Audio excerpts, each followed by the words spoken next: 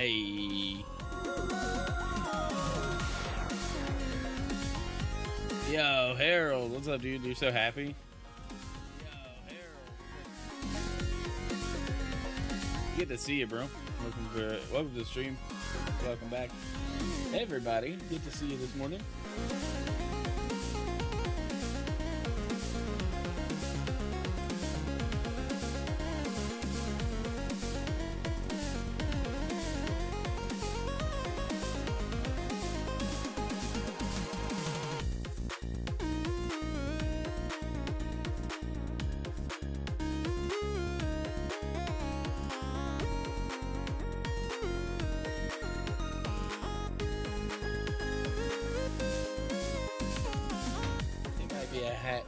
Day.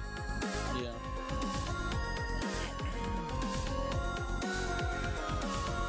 We'll run the trainer hat. How about that?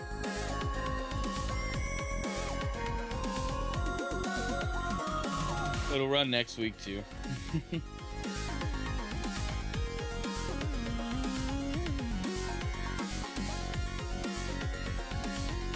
sure all this is right.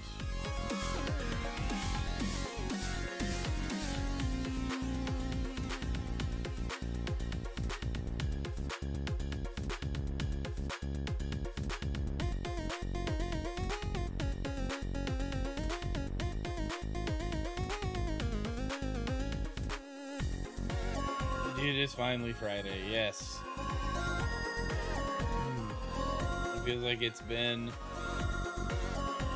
a week. Yesterday was like forever long. We had a playoff. My wife had her playoff game. It was pretty much in Baton Rouge, so it was like 4 hours of driving for us, and then we had to like turn around and come right back. It's just like, oh my gosh. I got back at we got back at like 11:30, I think, and then Kelly didn't get home till like 1:15, 1:30. So it was a late night for all of us. I stayed up and played Overwatch while I was waiting for her to get home.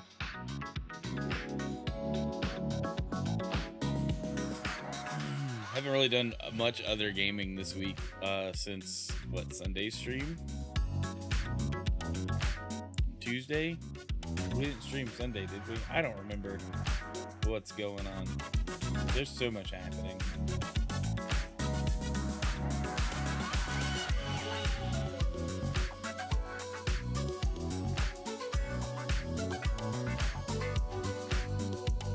But the game news is still happening. I wish my voice would wake up. I've been up for like an hour more. About an hour and a half.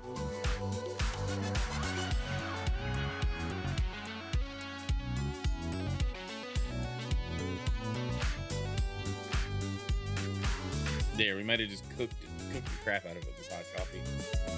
Get some gaming hours in this afternoon. Evan's having a K-pop girls night. Fun times. Yeah, I don't know what we're going to do this evening. I don't imagine Kel will want to do a whole lot of anything. Well, what is up, everybody? Welcome back to the stream. Happy Friday.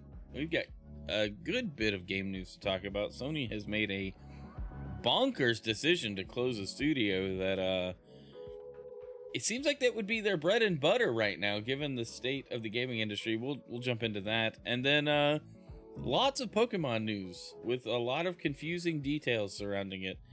I don't want to be negative about it. I am excited about what they've announced is coming out next week, but I am questioning what is the thought process behind the way they're re-releasing these games. So yeah, we'll jump in straight to the game news. Maybe make sure I'm actually prepared this time. I don't even know if news mode is still on. I assume it is. It seems like it is. Well, welcome wherever you're watching from. Thanks for being here. It's good to see you guys. If you're watching on any platform that isn't YouTube, leave that open, but then open up YouTube and go to my channel and leave a like on the full screen stream, not the cropped vertical stream, but the full screen stream. And pop up thumbs up in the chat on YouTube, but then go back to wherever you're watching from. I just need the engagement, and I'm just looking for more watch time, which means the stream needs to be pushed out to more people. And so I'm very much shilling for likes and comments right now. But I appreciate the support, guys. And if you haven't already, hit the follow button wherever you're watching from. That is a massive way to help grow the channel. Yeah, there we go. There, somebody follows instructions. Nice. Harold, I know you're already watching on YouTube. I appreciate you being there. But yeah, let's just jump into some of the news that we're going to get to today. As soon as I remember which button to press. There we are. Scary picture aside, Capcom promises firm action over Resident Evil Requiem leaks. So Resident Evil Requiem is the newest game to come out from Capcom in the Resident Evil franchise. And they seem to be a little firmer on the leaks. And not necessarily leaks, but spoilers is what I was looking for, the word.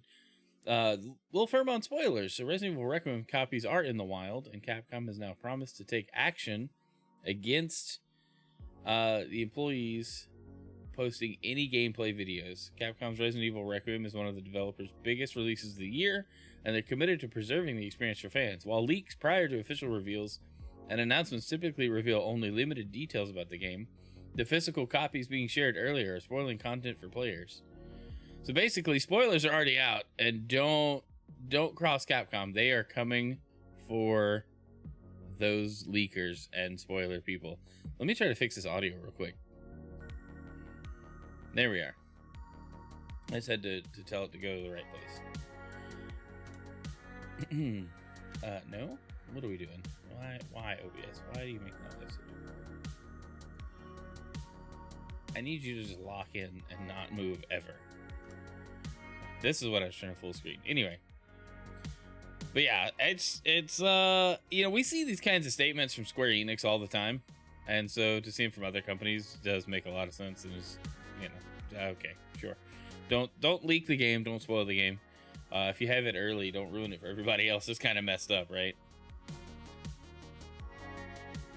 Alright, well, what's going on here?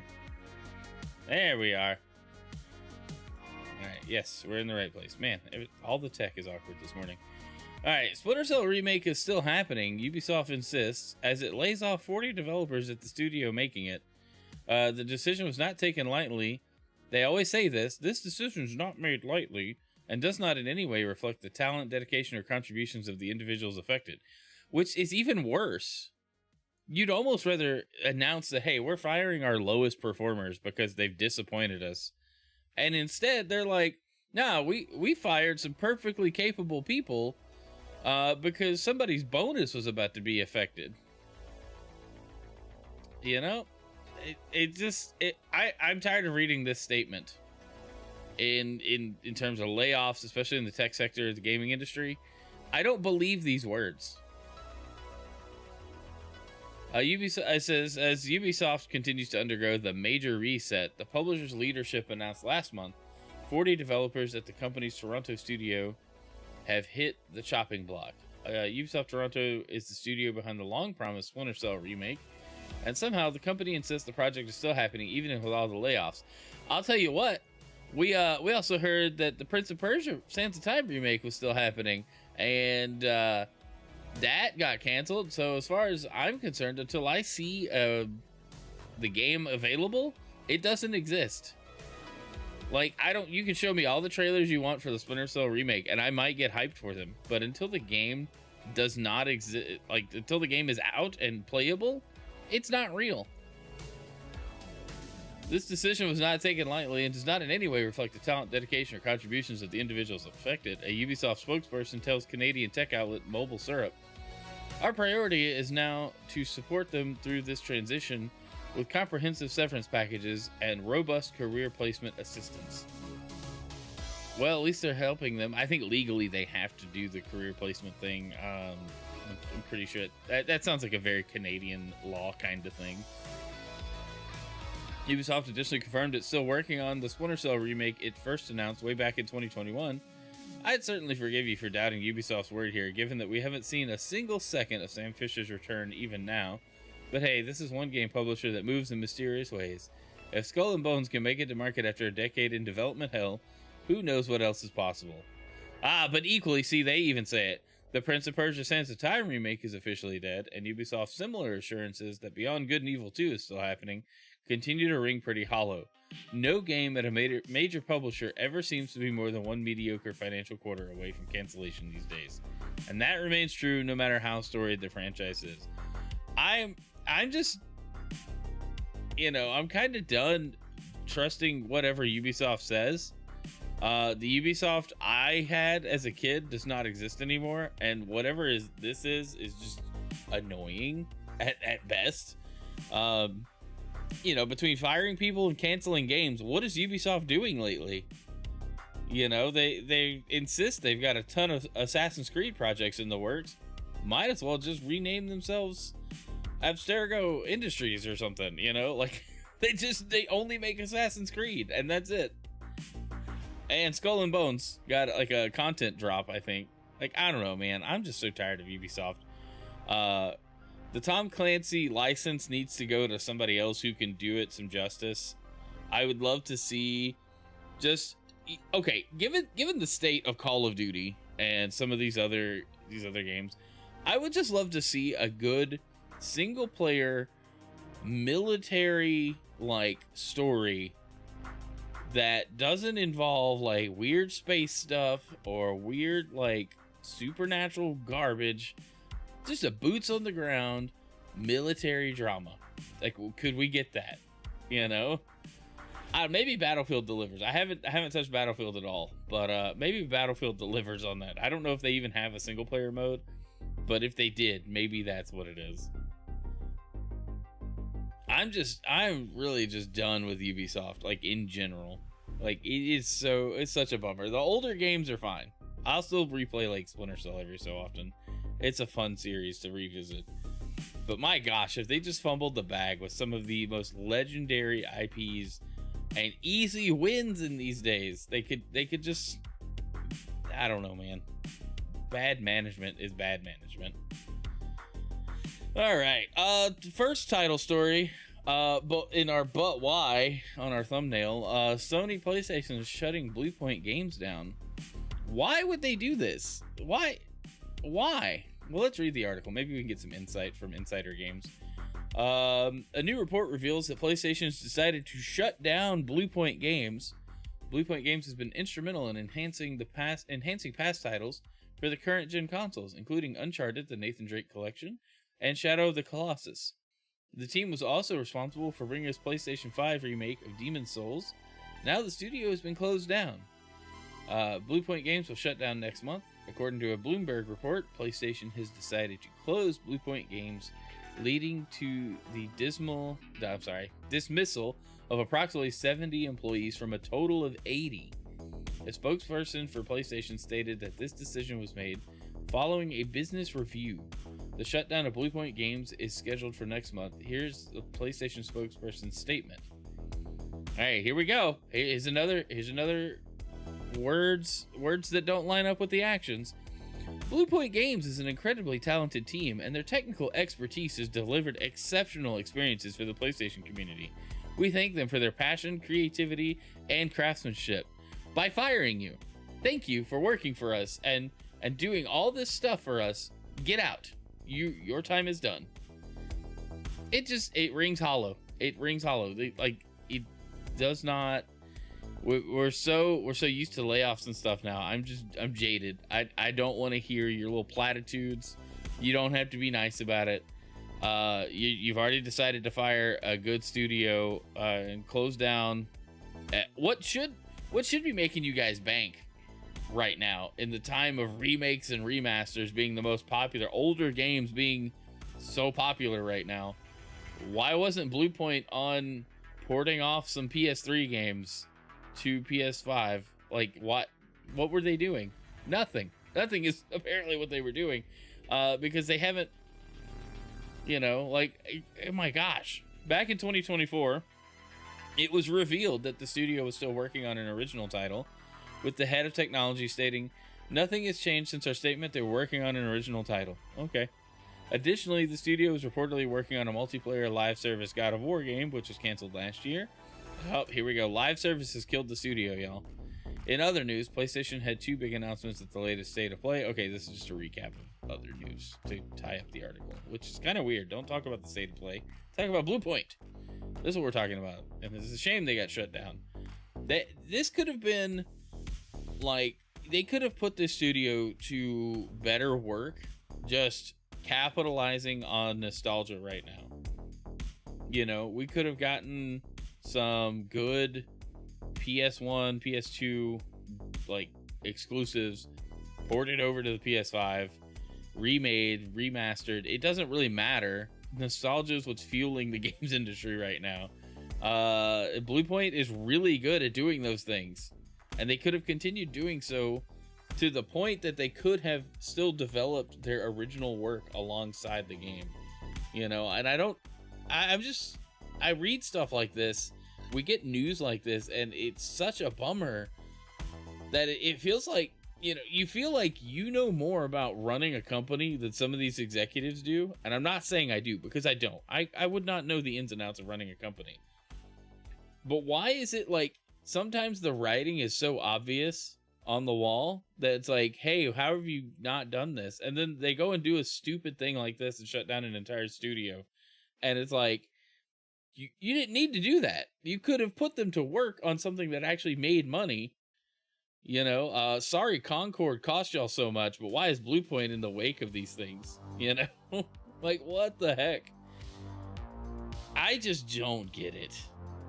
I don't get it. Like, at the end of the fiscal year, they're gonna go, oh yeah, look at all the money we didn't spend by, oh, what did you do? Oh, you shut down your studios that could have made you more money. Okay, sure. Guys, I think I'm just damaged by all these shutdowns, all these studios being closed down, and all these layoffs that constantly plague the game news at the morning shows. It's broken me. I'm so, like, just done with the games industry as a whole. Indie games are gonna be the saving grace, and that's pretty much it. Nobody can make good games anymore if they're a giant company. It's just indie studios. Giant companies have to keep firing people to cook the books and make the numbers look right, and that way those CEOs keep getting their bonuses. And they keep making boneheaded decisions with live services. Like, I don't know. I'm sorry for ranting a little bit. Let's move on to our next topic. All right, I thought this was awesome. A series that I definitely need to pick up and play through. Nintendo surprises fans with the Switch 2 edition of Xenoblade Chronicles X, out today. So Xenoblade Chronicle X's Switch 2 edition will be available physically in April. Nintendo Shadow dropped a Switch 2 edition of Xenoblade Chronicles X Definitive Edition. So this game dropped on the Switch 1, and now it has a Switch 2 edition. You might ask, well, what's different? I don't know, because it's not there. It is. According to an announcement, I was looking for it in the article. It's a $5 upgrade. If you have the Switch 1 edition. The Switch 2 edition features improved 4K 60 visuals in TV mode and 1080p 60 visuals in handheld mode. I mean, I don't know that charging $5 for that would make sense. I wonder if there's other things they did for performance beyond opening up the frame rate and resolution. I don't know. I don't know what goes into that. It just seems like that's a toggle in an emulator for most of us. So, you know, it might be worth the $5 upgrade if you've got a Switch 2 and you want the best possible, like, performance out of Xenoblade Chronicles X. I wonder if any of the previous Xenoblade games are also going to get any enhancements on the Switch 2. Would be cool to see, but not surprising if they don't. It wouldn't bother me either way. But this is definitely a series I've been wanting to check out for a while. It looks cool, and I've been on an RPG kick lately. So, you know, it seems like that's right up my alley. All right, let's move on. All right, let's start our Pokemon news rush today, because there's a lot of Pokemon news in today's game news. Pokemon acquires U.S. trading card game distributor, so our stock woes could be about to change. Let's hope this is the start of a new chapter. This is over on Games Radar. Let's see. Pokemon has announced that it will acquire major U.S. trading card game distributor Excel Brands. We're talking about a game called Crimson Desert. We have mentioned Crimson Desert on the Roundtable podcast. It might come up today. I haven't talked about it on stream, but I didn't know a whole lot about it going in. And I think it's more of an MMO, if I'm not mistaken. And that's not really my realm of expertise, but it does look kind of cool. Might be worth checking out. Let's see. Pokemon has announced that it will acquire major U.S. trading card game distributor Excel Brands. Although the two companies have worked together for a long time, Pokemon Company President Kenji Okubo says that this decision reflects our long-term commitment to supporting the Pokemon community and the broader trading card ecosystem. The press release adds that the acquisition will help meet what it calls increasing expectations surrounding order fulfillment and the overall customer experience, which is a nice way of acknowledging that it's bloody impossible to find stock for one of the best card games. You know, it's only impossible to find stock for one of the best card games because you have idiots who will flood Walmart and Target and load up their buggies with stuff that they plan on reselling instead of, you know, actually enforcing that a paying customer that wants one item would like to buy one item and enjoy it. They're just letting the scalpers run rampant through their stores, which is just absurd. Like every time I see the TCG sections in Walmart or Target or any store really, it's always the same thing. The Pokemon sections are vacant, and then you see some magic, but it's not any of the good, like, stuff people want, because that's also getting scalped. And then you might see like a Lorcana, you know, binder or something. You're not going to see any of like the big card games. Everything's getting scalped. Everything. And here's what they're going to talk about here. Considering how notoriously difficult it is to get expansions in the run-up to, during, and after launch, this news may offer fans a sliver of hope going forward. While we're unlikely to see a complete reversal of our misfortunes due to unscrupulous resellers scooping up as much stock as they can, it's worth noting that Excel is a distribution partner to most major U.S. retailers that stock the Pokemon TCG, including Amazon, Walmart, and Target. In other words, this could be seen as a first step towards fixing the current situation. It could just be that, you know, maybe owning the distributor allows them to change the rules on how distribution works. And so they're going to lock down distribution unless retailers follow their very specific rules. And then they won't fulfill those orders if, like, you know, they keep letting scalpers clear the shelves. It's the same thing though with those Pokemon Center vending machines. Like, what do? You know, the guy's gonna sit there and just farm the machine until he's out of money or the machine's out of stock. And people have just lost their mind with the Pokemon TCG. It's one of those things where we've decided it has value, so we need to decide it has less value, and then we can enjoy the game again. I can't do TCGs anymore. It's too hard to buy stuff. It's really expensive. It feels like a money sink. I would rather do digital TCGs. That's why I like TCG Pocket. They kind of went off the rails on their own, but TCG Pocket was at least kind of fun because you could still play a game, you know, and it wasn't the true TCG. But then the digital version of Pokemon TCG, I found it to be too slow and clunky. But I would still rather play that than try to fight scalpers or spend tons of money on Pokemon cards. I mean, I don't know if that bothers people, but I'm definitely not. I'm definitely not in the camp of I miss buying Pokemon cards. I like them. I think the Pokemon card game is great. You know, it's really fun to play when you're playing with people who, you know, don't just go buy the only the cards they want and scalp and ruin the game for everybody. See, why couldn't that just let the people who want to only play the card game just print them to play? Because people don't want to just play the card game. I think a lot of it is the reseller market can't be ignored, and maybe the Pokemon Company can do something about how these limited sets keep getting distributed. You know, I think the acquisition makes sense. I just don't know how beneficial it's going to be in the short term. We might not see anything change until like the next major release, maybe with the new Pokemon generation, if it's coming out at the end of the year. We'll see. We'll find out. All right. Speaking of Pokemon next gen, how about some news, Pokemon trainers? Pokemon presents 6 a.m. Pacific time on February 27th. And join us in celebrating 30 years of Pokemon. Man, I'm getting old, y'all. I've been waiting on this announcement since like the beginning of the year. So we'll be watching, we'll do a reaction stream, of course, to the Pokemon Presents on the 27th, I think.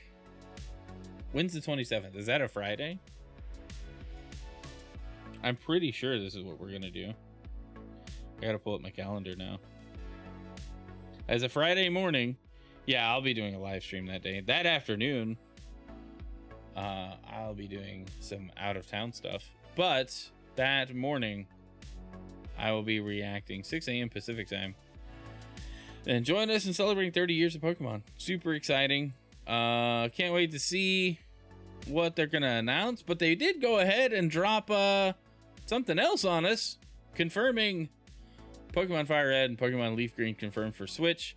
Download exclusive titles will be available after the Pokemon Day Presents presentation, which begins Friday, February 27th, 2026 at 6 a.m. Pacific time. And they did give us a nice trailer, which we will watch, and then I will share thoughts and concerns about this re-release.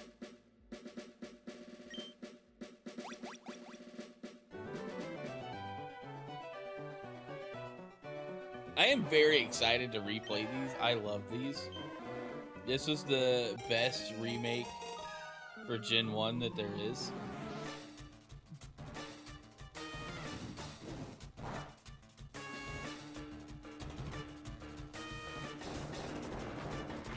I do miss when Pokemon was just 2D sprites, though. They had so much more personality. There was so much more work that it feels like the 3D models lost something.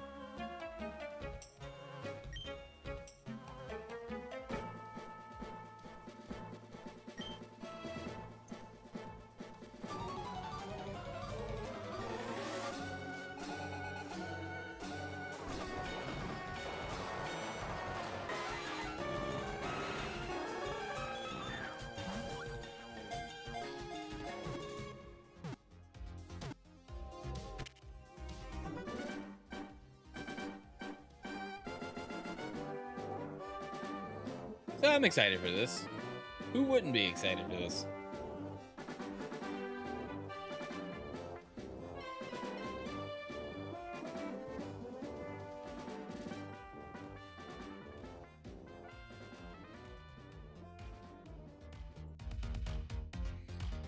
So, yeah. Pokemon FireRed and Pokemon LeafGreen will be available February 27th, 2026 on the Nintendo eShop. So they are separate purchases, chat. They are not part of NSO.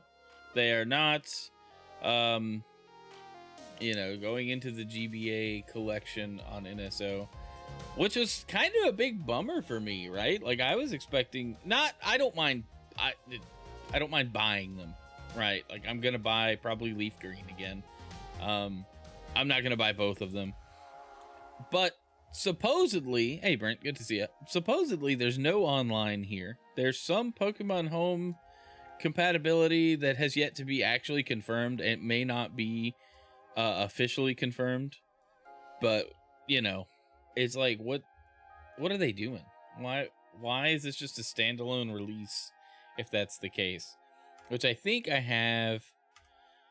Nintendo Life has a nice explainer with a bunch of questions. So let's go through this and this will just kind of address my thoughts and concerns for this.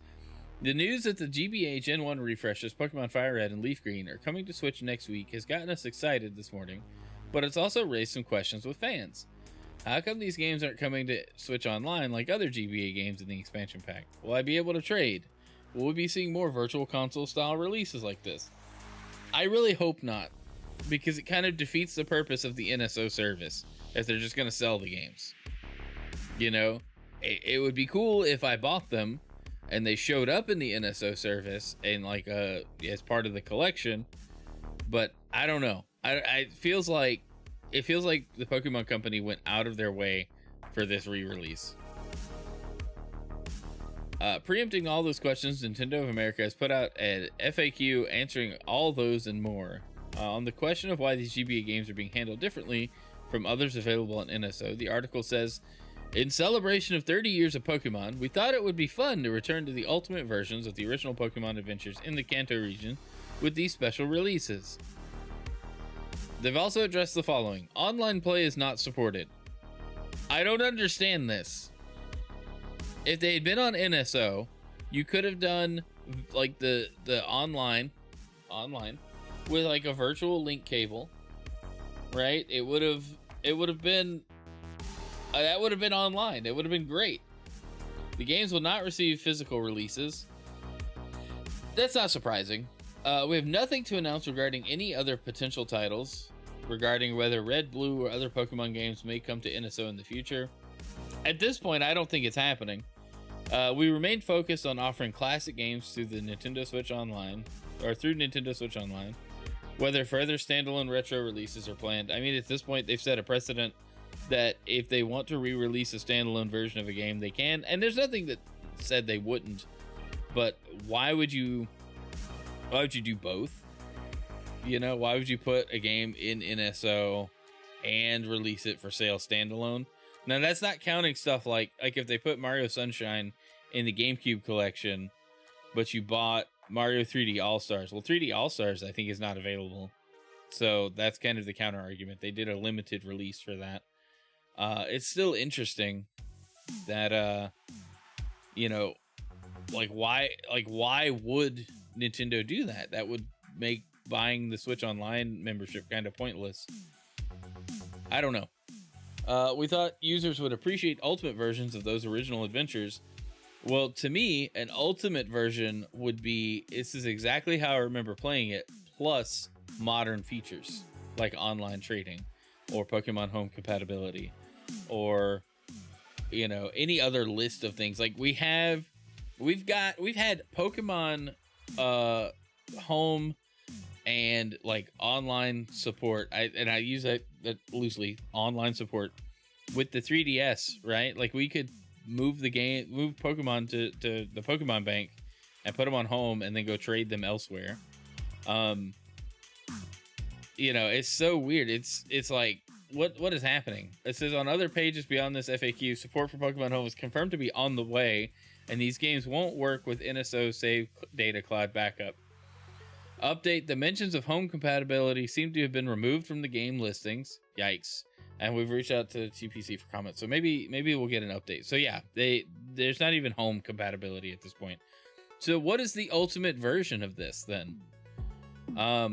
If you want to trade or battle your friends, you have to do it with you guys in like the same physical location via local wireless, which I don't guess is a problem. But nobody excited for these games is bringing their Switch to their friend's house. In fact, they're probably not even going to anyone's house. If you get my drift, like most of us are just staying home and not doing anything after work. And so if you're trying to appeal to a younger audience, this is weird. This is a $20 purchase for one of them. And so like, I'm excited to play Leaf Green again. I'm excited to play it on a Switch 2 and be able to stream it, or, you know, take it with me on my Switch 2. That's all well and good. I just think they're missing like some major steps here. You know, like it's weird, and it's one of those, they Nintendo'd it up. You know, they gave us what we wanted, but they monkey pawed the crap out of it. And so now we're just like, all right, here's your GBA Pokemon game, but it's not part of NSO. Okay. It doesn't have online play. Okay. Doesn't have Pokemon home support that we can confirm. Okay, it's like all these caveats that we expected to be just part of releasing Pokemon on the Switch, classic Pokemon games on the Switch 1 and 2. The 3DS had Pokemon Home support, well, Pokemon Bank support for the Virtual Console titles. Those were major releases on the 3DS Virtual Console. Those were huge. And we're at the 30th anniversary of Pokemon, and we still don't have something comparable. They finally do something, and it misses the mark in almost every conceivable way, except just being the game that we wanted to play. You know, am I being too harsh on the Pokemon Company? I hope not. I'm not trying to feed negativity. I'm really excited that this is coming out. I'm excited that I will get to replay Gen 1 again on modern hardware. Like, I'm not saying, you know, that I'm disappointed with the fact that it's coming out. I just think the lack of features at launch or at all is kind of odd. The fact that they're not doing any sort of online play doesn't make sense to me when the NSO GBA app has figured out online play. And they could just do that. They could literally just do that, and it would be fine. I don't know. Y'all tell me. Am I a jaded old man at this point? Like, I feel like I'm just upsetty spaghetti over nothing. It's just, how many times have we watched a company like Nintendo, like the Pokemon Company, bungle major announcements like this? I don't get it. I truly don't. I'm gonna buy it. I'm ready to play through a Gen 1 Pokemon game again. You know, this release is great. It's one of my favorite remakes. It's not Soul Silver. It's not Heart Gold. But it's close. It's very, very close. And so I don't know. I do want it. I just don't understand the lack of some of like the most basic functionality they could have included out of the gate. That's why these feel kind of like lazy cash grabs and not a genuine, like, for the fans, thanks for being, you know, thanks for sticking with us for 30 years kind of thing. It's oh, give me $20 and I'll give you a Pokemon. I don't know, guys. I feel bad for being so negative sometimes. Because it's not really me. Like, I'm not trying to be like a pessimistic person here, but this is weird. It's so weird. What do you guys think? Let me know. I think I have one more story to share as well, and we'll jump in, and then we can just hang out for a little bit, chat for a minute. I've been playing Overwatch 2, I've been playing Overwatch. There's no 2. It's just Overwatch. Excuse me. And apparently, we're getting even more free loot boxes and a double XP weekend in Overwatch just for playing the game. So I thought that was cool. As a token for appreciation for keeping the matches rolling, enjoy double XP all weekend long, plus 5 bonus loot boxes from February 20th at 11 a.m. Pacific time to February 23rd. So if you log in, the loot boxes, the fact they brought them back makes me laugh. Because I like the loot box side of Overwatch. I didn't feel like the gambling pull to buy loot boxes. I just enjoyed getting them. And so that's cool. And double XP is always nice. But the game's doing pretty well since the relaunch and rebrand. And I think that's good for them. It's definitely fun to play in a way that it never felt fun when it launched as Overwatch 2. I think the 2 was an actual cancer on the game, and it caused a lot of brain dead players to come in and play, because now playing like objective modes and stuff, people are actually staying on the point, people are teaming up, and it's an odd experience after a couple of years of just, what is happening? Why does nobody know how to play this game? So that's kind of cool. Double XP weekend and from free loot boxes for Overwatch. If you've been playing, you should log on and keep doing that. All right. Well, that's really like the main stuff I had to cover. I'm looking forward to this Pokemon Presents next week. I'm hoping I'm assuming they will show the new generation that they've been working on. I'm also assuming they're gonna show, hey, what's up, Mom? I'm also assuming they're gonna give us some more info on like Pokopia and maybe a couple of other spin-off games. You know, we'll get the Pokemon Unite news. Oh, thanks for that heart me. We'll get some things that we kind of expected, right? I haven't touched Unite in a while, but apparently they're pushing a big update that has my interest. Maybe I'll come back to it. Maybe. I'm just kind of looking at some of the news we covered. Yo, TGIF, thanks for the gifts. That's major support over on TikTok. Thank you so much. Guys, don't forget, I will be on the gaming roundtable. That is the gaming roundtable today at noon Central Time with Ginger Prime and Reforged Gaming and Scrag. We'll be talking BluePoint and a bunch of other things. You know, it's always fun to chat with the boys about gaming and just all the game news things that we don't really cover here, but some of it we do cover here. So it's pretty cool. I always look forward to it. I'm very thankful for Ginger for inviting me back on the show. But anyway, all right, guys. Yeah, I'll leave it there. Let's find somebody to send the Twitch stream over to. If you're watching on YouTube, it'll send you to Reforge's stream if you hang out afterwards. Let's see who's live and who I can pester this morning with a raid alert.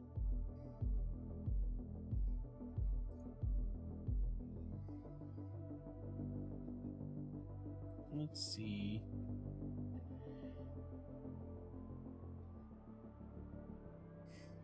Let's send it to GCG.